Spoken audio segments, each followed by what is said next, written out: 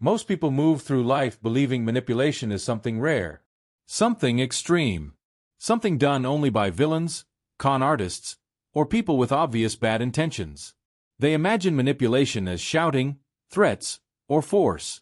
Something loud enough to notice. Something dramatic enough to resist.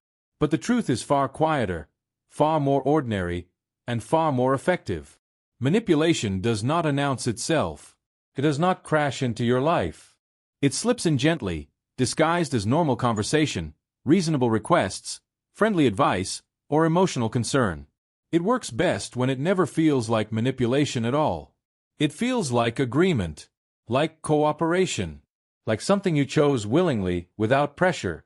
And that is exactly why it works. The human mind follows patterns. Predictable ones. Shortcuts designed to save energy, reduce uncertainty, and keep social harmony intact.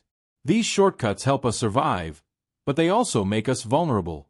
Manipulation exploits these shortcuts, not through intelligence or cruelty, but through understanding how people naturally think, feel, and react.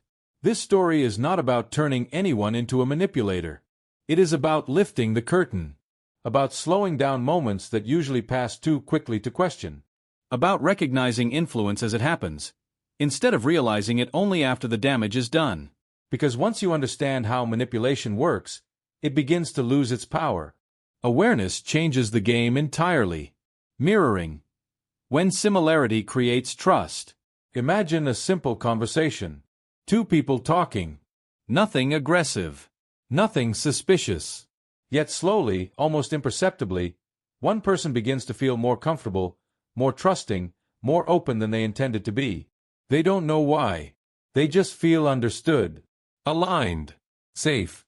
What they don't realize is that the person across from them has been subtly mirroring their posture, their tone, their words, even the rhythm of their speech.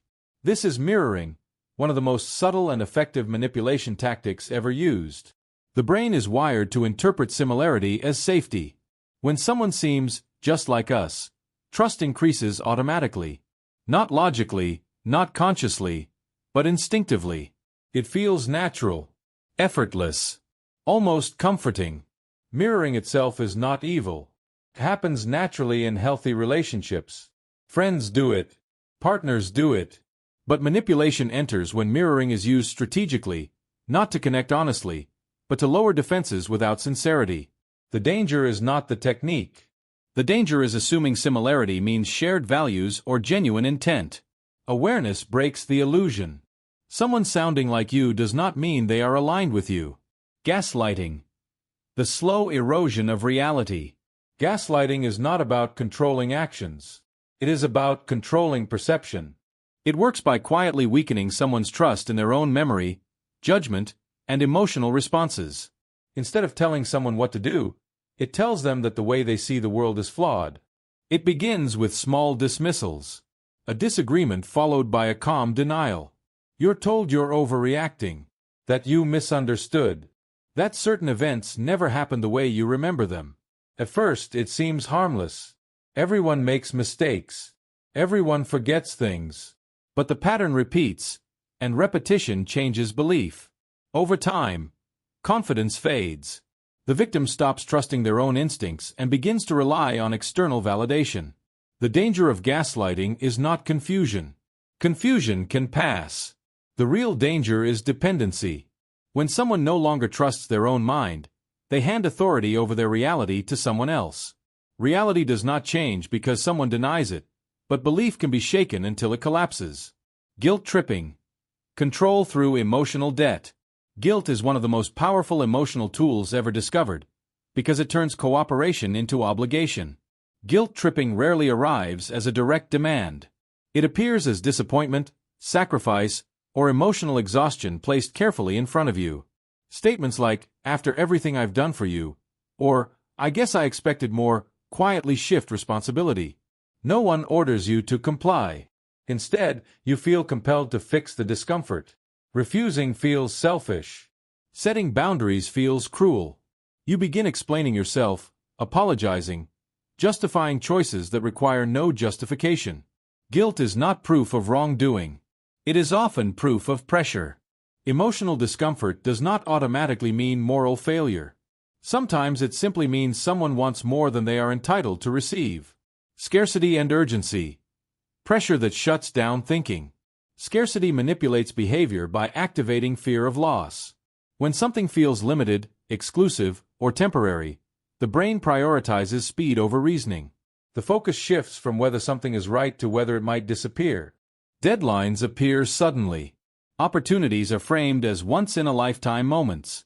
Reflection feels dangerous. Hesitation feels like failure. But real value does not vanish when questioned. Genuine opportunities survive patience.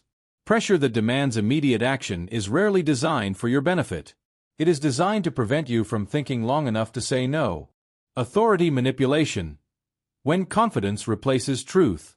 Authority bias exists because it saves mental energy. Trusting experts feels efficient. But authority can be performed. Confidence can be rehearsed. Status can be manufactured. A calm voice, a professional appearance, or impressive credentials can silence doubt before evidence is examined.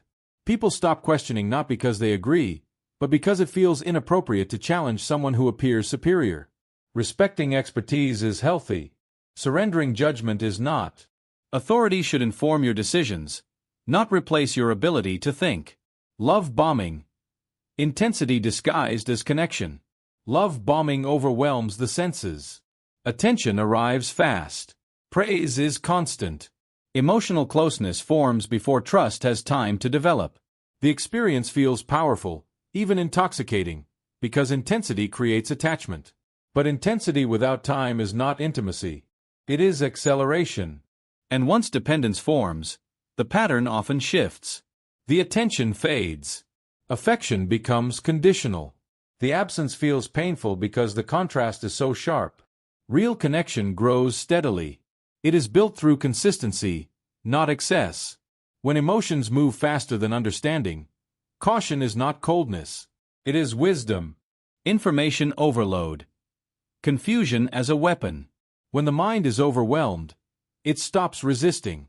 Manipulators use excessive detail, complex explanations, and endless information to exhaust analysis.